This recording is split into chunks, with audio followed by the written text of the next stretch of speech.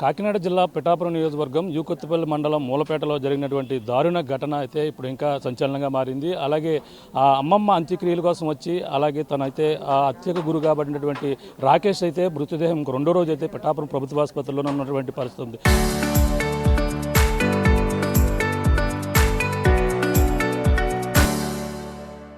తమకు న్యాయం జరగాలంటూ కూడా కుటుంబ సభ్యులైతే కన్నీరు మున్నీరుగా నిన్న నుంచి కూడా పిఠాపురం ప్రభుత్వ ఆసుపత్రి వద్ద ఉన్నటువంటి పరిస్థితి ఉంది. అలాగే కుటుంబ సభ్యులు కన్నీరు మున్నీరుగా విలిపిస్తున్నారు. ప్రస్తుతం ఆ తల్లి ఉన్నారు, మాట్లాడే ప్రయత్నం చేద్దాం.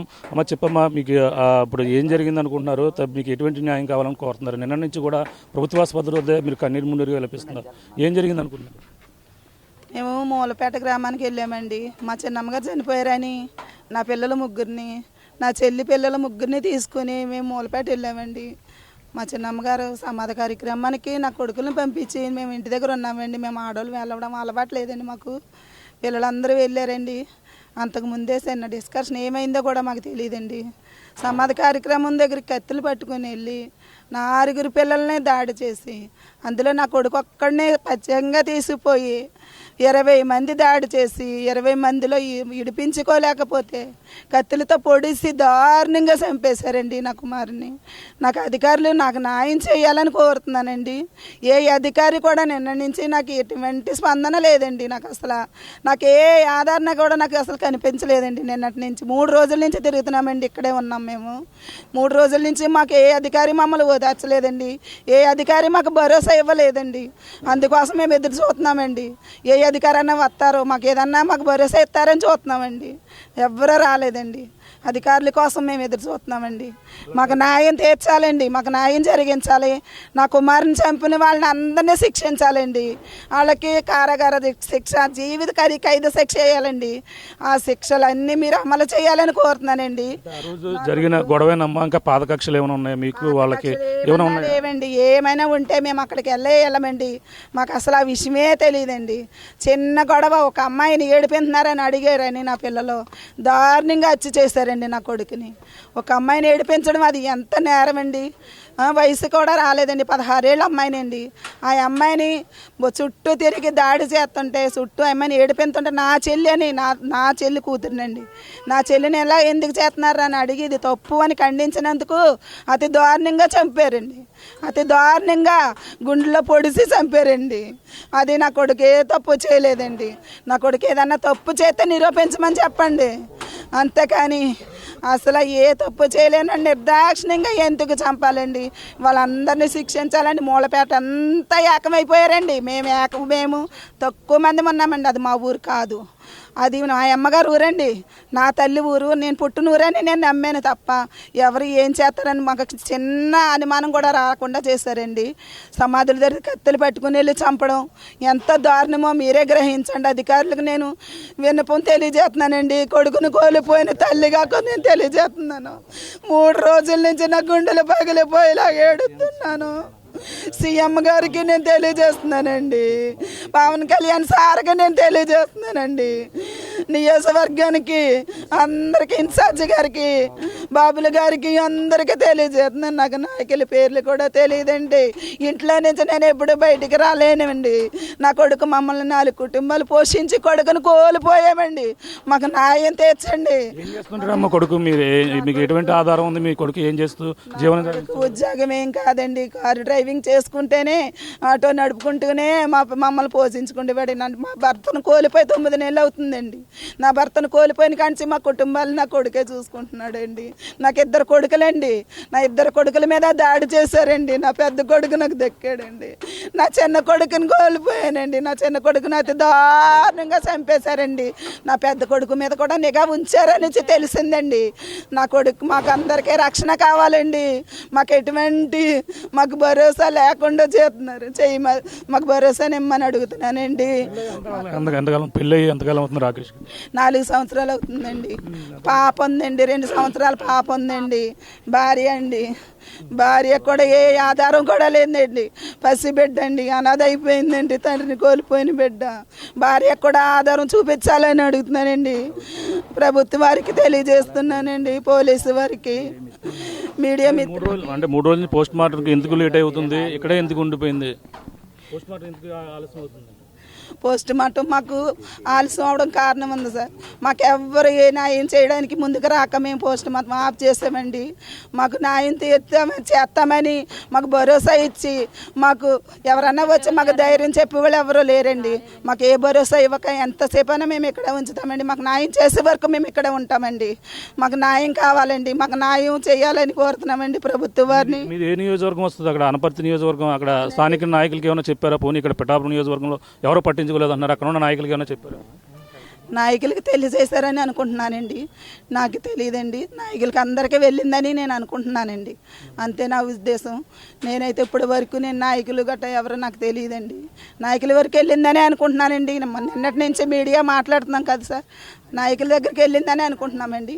నాయకుల దృష్టిలో వెళ్ళింది. నాయకులు వస్తారు, మాకు ఏదో చేస్తారనే ఎదురు చూస్తున్నామండి. మేము అందుకే ఎదురు చూస్తున్నామండి.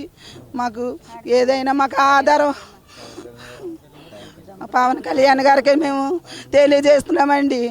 మేము చంపినోడిని వాళ్ళందరినీ నీ కొడుకుగా భావించమని నేను తెలియజేస్తున్నాను. పవన్ కళ్యాణ్ సార్, నీ కొడుకుగా మేము భావించమని, నా కొడుకు ఒక తెలివైన కొడుకుని ఉంచకూడదని అతి దారుణంగా చంపేశారండి.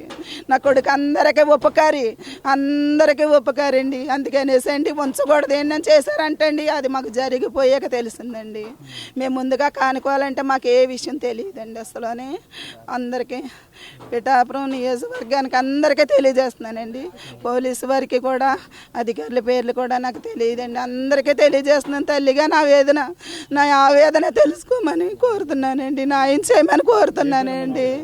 నా పేరు భవానీ అండి. కాదా తల్లి భవానీ, రాకేష్ భవానీ ఎవరైతే ఉన్నారో అలాగే రాకేష్ తల్లి అయితే ఆవేదన అయితే వ్యక్తం చేస్తుంది. భార్యతో కూడా ఒకసారి మాట్లాడదాం. అమ్మ నిన్న నుంచి కూడా ఇక్కడ ఉన్నారు, కన్నీటి ఎవరన్నా మీకు భరోసా ఇచ్చారు? అక్కడికి వచ్చి ఎవరు ఇవ్వలేదు సార్. ఏ అధికారి కూడా ఇక్కడికి రాలేదు సార్. మొన్న జరిగిన దగ్గర నుంచి కూడా ఇప్పటి వరకు మేము ఇక్కడే ఉన్నామండి. ఎవరు కూడా మాకు భరోసా ఇవ్వట్లేదు. ఎవరు రాలేదు. ఏ అధికారి కూడా మమ్మల్ని కలవలేదు, మాతో మాట్లాడలేదు సార్. ఇప్పటి వరకు కూడా ఇటు రీతిగానే మేము ఇలాగే పోరాడుతున్నాం. అయినా సరే ఇప్పటికీ మాకు న్యాయం జరగలేదు సార్. ఇప్పుడైనా మాకు అందరూ వచ్చి అధికారులందరూ మమ్మల్ని చూసి మాకు అందరికీ న్యాయం జరిగించాలని మేము కోరుకుంటున్నామండి. 2 years పాప అండి నాకు. నా భర్త తప్ప మాకు ఏ ఆధారం లేదండి. నా కూతురిని పెంచుకోవాలి, నేను పెరగాలి. నేను ఇంటి దగ్గర అంటే స్టాఫ్ నర్స్ ఉద్యోగం చేస్తున్నానండి ప్రైవేట్గా. ప్రభుత్వ అధికార ప్రకారము మాకు ఏదైనా న్యాయం దారి చూపించాలి, మాకు న్యాయం జరిగించాలని మేము కోరుకుంటున్నామండి. ఆ శిక్ష వాడు చేసిన వాడికి కఠినమైన శిక్ష పడాలని మేము కోరుకుంటున్నామండి. పవన్ కళ్యాణ్ గారిని ముఖ్యంగా పిఠాపురం నియోజకవర్గం అందరినీ కూడా మేము కోరుకుంటున్నామండి. మాకు న్యాయం జరిగించాలని మేము కోరుకుంటున్నాం. ఎవరు రాలేదు సార్. 3 రోజుల నుంచి కూడా ఇక్కడే తిండి తిప్పలు లేకుండా కన్నీటితో మేము ఇక్కడే విలపిస్తున్నామండి. మా దగ్గరికి ఎవ్వరూ రాలేదు సార్. పరిస్థితి కుటుంబ సభ్యులు శోకసంద్రంలో మునిగిపోయిన నిన్న నుంచి కూడా దళిత ఇక్కడ ఎంఆర్పిఎస్ నాయకులు ఉన్నారు, మాట్లాడదాం. చెప్పండి, ఏంటి మీ నిన్న నుంచి కూడా 3 రోజుల నుంచి ఇక్కడ ప్రభుత్వ ఆసుపత్రిలోనే పోస్ట్ మార్టం అవ్వకుండా ఉండిపోవడం కారణం ఏంటంటే? సార్, నా పేరు పసుపేటి చిన్నబాబు మాదిగా, ఎంఆర్పిఎస్ రాష్ట్ర సహాయక కాకినాడ జిల్లా ఇన్ఛార్జిగా పనిచేస్తున్నాను. మరి గత 3 రోజుల నుంచి ఇది చాలా విచారమైన ఘటన జరిగింది. ఎందుకంటే అక్కడ బరిలు చేసి పరిణామంలో ఒక ప్రాణం కూడా కోల్పోవడం జరిగింది. కాబట్టి మరి కుటుంబ సభ్యులు అందరూ కూడా చాలా ఆవేదనతో ఉన్నారు. మరి రాకేష్ కుటుంబం కూడా చాలా ఆవేదనతో ఉన్నారు. ముఖ్యంగా మరి ఈ 2 రోజుల నుంచి కూడా మరి కలెక్టర్ గారిని కలవాలి, మరి కలెక్టర్ గారి దగ్గరికి వెళ్ళి మరి ఆయన కూడా ఒక నివేదిక ఇవ్వాలని చెప్పేసి దాని నిమిత్తంగా నిన్న కూడా మేమందరం కూడా ఆఫ్ చేయడం జరిగింది. అలాగే ఈ రోజున మరి కలెక్టర్ గారిని కలవడం జరిగింది. మరి కలెక్టర్ గారిని కలిసిన తర్వాత మరి ఎట్టి పరిస్థితుల్లో కూడా మరి కుటుంబానికి న్యాయం చేయాలని చెప్పి మరి కంపల్సరీగా మరి గవర్నమెంట్ జాబు ఇవ్వమని చెప్పేసి మేమందరం కూడా ఎంఆర్పిఎస్ ఆధ్వర్యంలో మేము మాట్లాడటం జరిగింది కలెక్టర్ గారితో. ఆయన కూడా మరి స్పందించారు. మేము కూడా నేను చేస్తానని చెప్పి మాట్లాడటం కూడా జరిగింది. ఏది ఏమైనా మరి ఇటువంటి ఘటనలు మరి ఇంకెప్పుడు జరగకూడదని చెప్పి ప్రభుత్వానికి కూడా మాట్లాడటం జరిగింది.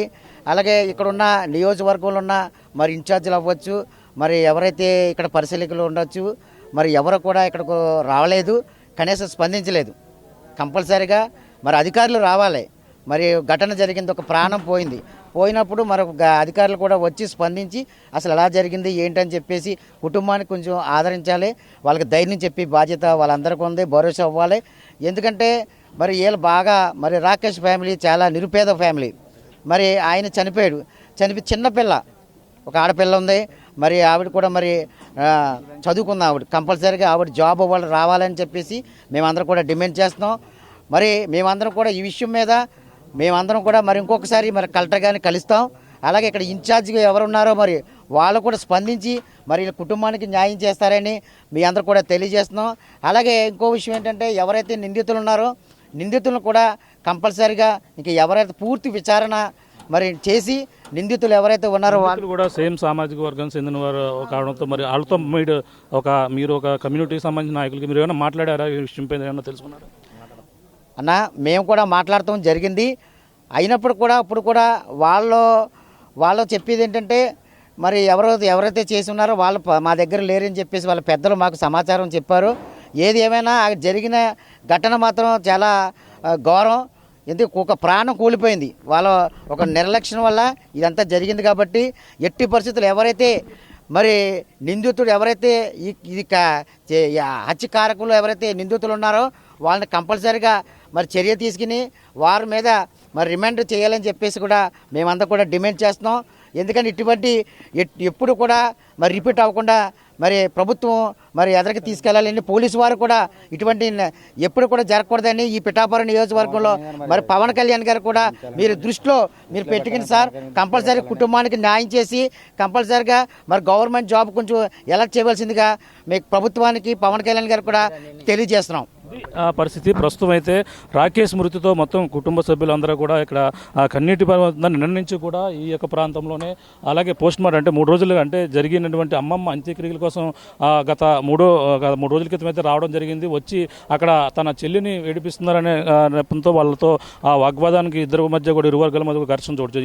ఈ ఘర్షణలో అంత్యక్రియలు జరుగుతుండగానే మరో పక్కన ఆ రాకేష్ పైన అయితే అత్యంత దారుణంగా వచ్చి అలాగే కత్తులతో దాడులు చేసి అతనైతే హతమార్చినటువంటి పరిస్థితి కనపడుతుంది. మొత్తం మీద ఆ కుటుంబ సభ్యులందరూ కూడా తమకు న్యాయం చేయాలని అలాగే ఇక్కడ ఉన్నటువంటి ఏదైతే ఆ పెదపూడి మండలానికి ఏపీ చిత్తాత్రయం ఏదవుతుందో ఆ గ్రామంలో అతను ఎంతో రాకేష్ అనే వ్యక్తి ఎంతో మంచి వ్యక్తి, ప్రతి వారు కూడా సహాయం చేసే గుణం కలిగినటువంటి వ్యక్తి ఈ విధంగా చనిపోవడంతోనే అందరూ కూడా కన్నీరు మున్నీరుగా అయితే విలిపిస్తున్నారు. తమకు న్యాయం జరగాలంటూ ప్రతి ఒక్కరు కూడా పవన్ కళ్యాణ్ డిప్యూటీ సీఎం పవన్ కళ్యాణ్ కూడా స్పందించి మాకు ఖచ్చితంగా ఆ కుటుంబానికి ధైర్యాన్ని నింపాలి, అలాగే కుటుంబానికి వాళ్ళకి ఏదో ఒక సహాయం కల్పించాలంటూ కూడా కోరుతున్నటువంటి పరిస్థితి ప్రధానంగా ఉంది. ఇప్పుడు ప్రస్తుతం అయితే పోస్ట్ మార్టం పూర్తవుతుంది. అలాగే తన మొత్తం అందరూ కూడా ఆ యొక్క గ్రామం నుంచి తన స్నేహితులు కుటుంబ సభ్యులు భారీ ఎత్తునైతే పిఠాపురం ప్రభుత్వ ఆసుపత్రికి అయితే చేరుకున్నని కన్నీరు మున్నీరుగా కనిపిస్తున్న పరిస్థితి ప్రధానంగా కనపడుతుందని చెప్పాలి. ఇక్కడున్న తాజా పరిస్థితి అనిల్తో ప్రకాష్, RTV పిఠాపురం నుంచి. నా పేరు దోలపల్లి వెంకటరమణ మాదిగా. నేను MSP జిల్లా ప్రధాన కార్యదర్శి, కాకినాడ జిల్లా. మరి మొన్న వెంకటరమణ మాదిగా MSP జిల్లా ప్రధాన కార్యదర్శి, నేను కాకినాడ జిల్లా ప్రధాన కార్యదర్శి పనిచేస్తున్నాను. మరి మొన్న జరిగిన ఘటన పైన మరి ఒక చనిపోయిన వ్యక్తి దగ్గరికి వెళ్ళి ఓదార్పు కరుస్తామని మన వాళ్ళు వెళ్తే మరి దూర ప్రాంతం నుంచి వచ్చిన బంధువుల పైన మరి గ్రామస్తులు చేసిన దాడిపైన మేము MRPS తరపున తీవ్రంగా ఖండిస్తున్నాం. ఎందుకంటే మరి రెండు కూడా మా కులాలే, రెండు కూడా మా సోదరులు అందరం ఒక కులం అవుతుంది. అయినా కాటికి ఇంకా మనం ఎక్కడున్నాం, ఏ రూపంలో ఉన్నాం? మనం తాగుడికి బానిస అయ్యామా, ఒకరిని చంపుకుని తీసుకొచ్చామా? మనం జరిగిన ఘటన ఏంటి? అక్కడ ఒక ఆపద జరిగింది, ఒక అమ్మాయి చనిపోతే అక్కడికి వచ్చిన బంధుమిత్రుల మీద కలబడి చంపుతాం అన్నది ఇది చట్ట ప్రకారం నేరం. దానిపైన మరి తీవ్రంగా ప్రభుత్వ వారు కానీ అదేవిధంగా పోలీసు వారు కానీ వాళ్ళపైన క్రిమినల్ కేసులు పెట్టి అక్కడ ఎవరెవరైతే మరి అతనిపై మరి దాడి చేసి మరి కోడి కత్తితో కూడా పొడిచారని మాకు తెలిసింది. మరి తిప్పి పొడుతాం. ఇది నిజంగానే ఇంకా మనం ఎక్కడున్నాం? ఈ రోజున చదువుకుంటున్నాం, ఎన్నో విధాలుగా సమాజంలో బతుకుతున్నామంటే ఇంకా మనం ఒక మూర్ఖులా ప్రవర్తించి ఒక బంధువుడి మీద ఇంత ఘోరమైన చేసి అతను చంపుతాం అన్నది ఇది చట్ట ప్రకారంగా నేరం. అక్కడ ఉన్న పెద్దలు కానీ అక్కడ ఉన్న వాళ్ళకి సపోర్ట్ చేసిన వాళ్ళందరినీ కూడా తీవ్రంగా ఖండించాలని అరెస్ట్ చేసి మరి వాళ్ళ కుటుంబానికి న్యాయం చేయవలసిందో కోరుతూ, అదేవిధంగా ఇక్కడ ప్రభుత్వ వారు కానీ అదేవిధంగా ఇక్కడ ఉన్న మా గురదల పవన్ కళ్యాణ్ గారు, అదేవిధంగా డిప్యూటీ సీఎం, అదే సార్ మరి ఆయన బొంబాయిలో మరి ఆయన చికిత్స పొందుతున్నారు. మరి ఆయనగా ఉన్న ఇక్కడ ఇన్ఛార్జ్ ఎవరైతే ఉన్నారో తుమ్మలబాబు గారికి మేము రిక్వెస్ట్ చేస్తున్నాం సార్, మేము ఒకే కులమైనా వాటికి మేము ఎక్కడా కూడా ఒక విధమైన తప్పు చేయలేదు. కానీ అక్కడ జరిగిన విషయాన్ని వెంటనే మీ అనుసరులు మీరు వెళ్ళి అక్కడ పరిశీలించి అక్కడికి ఏ విధంగా కుటుంబానికి న్యాయం చేయాలి, ఆ కుటుంబానికి ఏ విధంగా మనం న్యాయం చేస్తే ఆ కుటుంబానికి ఓదార్పు ఉంటుంది అన్న ఆలోచించి వాళ్ళని పరిశీలించవచ్చిందిగా మిమ్మల్ని కోరుతున్నాం. అదేవిధంగా ఇక్కడ ఎంఆర్ఓ గారు కానీ కలెక్టర్ గారు కానీ కంపల్సరీ తీసుకుని ఆ కుటుంబానికి న్యాయం చేసి మరి ఆ తల్లి ఎంతో బాధపడుతుంది, బాధ ఏడుతుంది. అదేవిధంగా భార్య ఓ చంటి పిల్ల, మరి ఆ కుటుంబానికి మీరు ఓదార్పు కల్పించేసి వాళ్ళకి భరోసా ఇవ్వాలని సభమూర్ఖ తెలియజేసుకుంటూ ఈ మీ మీడియా మిత్రులకు నమస్కారాలు.